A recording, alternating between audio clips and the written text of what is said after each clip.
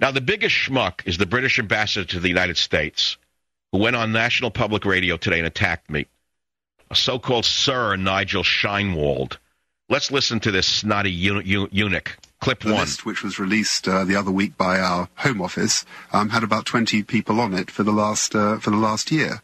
So you're talking about 20 out of 30 odd million. That's a very, very small number, and they're a mixture of people. I mean, they're people who are who have a background in religious extremism, others who have expressed extreme views in other ways. And I'm sorry to say that some of the things which Mr. Savage has said and which are on the record were, in the view of our government, likely to inflame and to cause hatred and possibly violence. And it's just listen, you snotty eunuch. Shut your mouth, you snotty eunuch. I don't care if you call yourself a British ambassador. You're lower than a slug.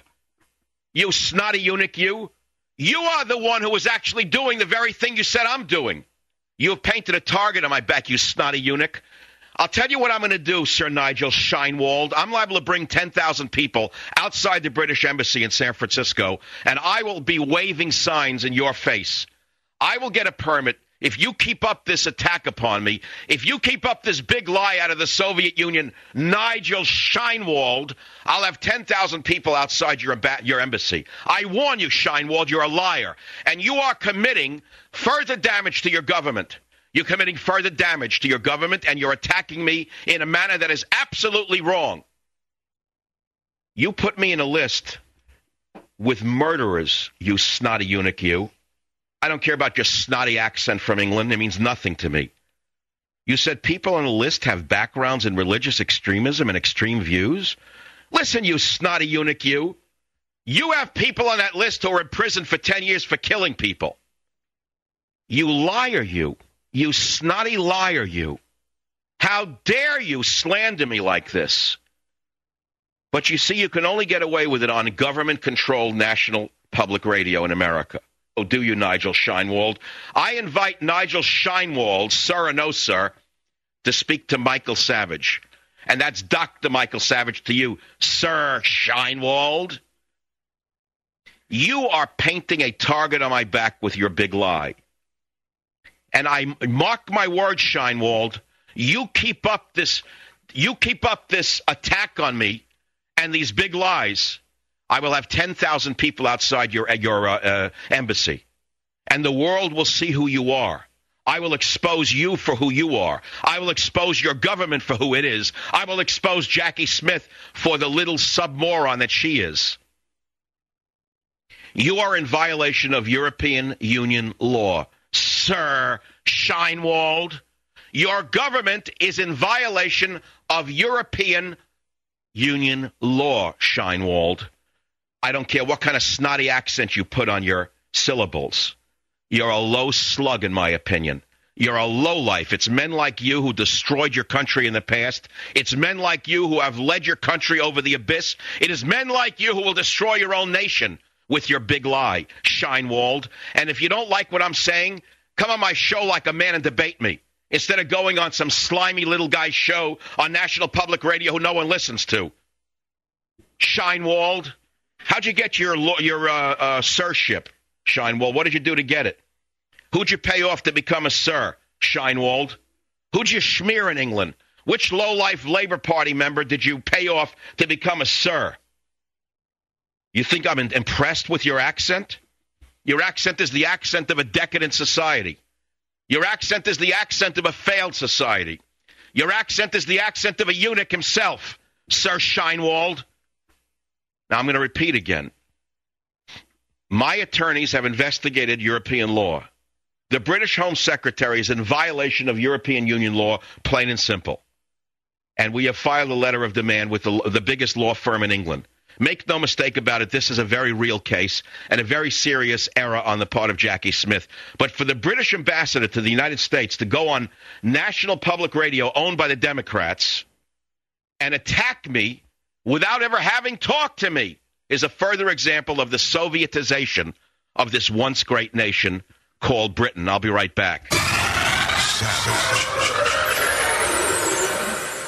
Washington, D.C., WTNT. Alfred, welcome. Thank you for being on the show. Dr. Savage, listen, you are fantastic. I definitely wouldn't worry about anything Lady Sheinwald has to say about you. Well, it's worrisome because he's continuing to smear me. He's taking the smear that was started by this Jackie Smith, and he is now bringing it to America in my own country. I will not stand for it here.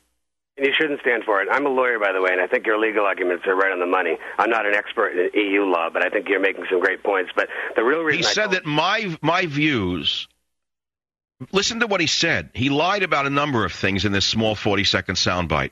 He said people on the list, he means the blacklist, have backgrounds in religious extremism, but he doesn't say Muslim extremism, does he? And then he says, wait, extreme views on other things. No, there are murderers on the list who are in prison for killing immigrants in Russia. There are Hamas operatives who killed a Jewish family and smashed in a 4-year-old Jewish girl's head with a rifle butt. That's not an extreme view, is it, Alfred? No, it's definitely not. Is that an extreme view or an extreme action? It's an extreme action, and you couldn't have characterized. Correct. It's called terrorism to anyone except to Nigel Sheinwald. So now he says the things that he heard me say, which, by the way, are taken out of context, you'd expect more from such a brilliant guy like him, wouldn't you, were likely to cause violence. That's a continuation of the smear campaign begun by his government in England, his collapsing, corrupt Labour Party. His collapsing, corrupt Labour Party. Sheinwald, you will soon be thrown out of office, and you will have to live with the lawsuit that I'm going to lay on your doorstep. Thank you for the call. 1-800-449. You know, they're all going to be thrown out of office very soon. The Speaker of the House of Commons resigned, first one in 300 years, because of the level of corruption in England. Very soon, all of them will be thrown out of office. Very soon, I will have my day in court. Very soon, I will be able to defend myself. Right now, I'm defending myself in my own country on my own show. Very soon, I will defend myself in England through my attorneys. But I will not tolerate this big lie, this smear campaign, this blacklisting, this McCarthy-esque activity to go on in my country. I will use everything in my power, everything in my legal power, everything in the court of public opinion to defend myself. And I will do so. And if he doesn't apologize immediately, I will sue him.